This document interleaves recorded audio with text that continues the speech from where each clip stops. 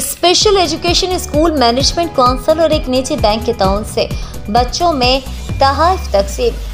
Government higher secondary school of special education मुतासरा समात Farid town साहिवान में स्कूल मैनेजमेंट काउंसिल का इजलास मुनक्कद हुआ, जिसमें district education officer special education Shahbaz Ali, school management council की चेयरपर्सन सैयदा उम्मतुल अजीज शरीक, chairperson doctor Nadia Saeed, doctor Ghulam Mujtaba Jamal समेत दीगर मेंबरान ने शिरकत की।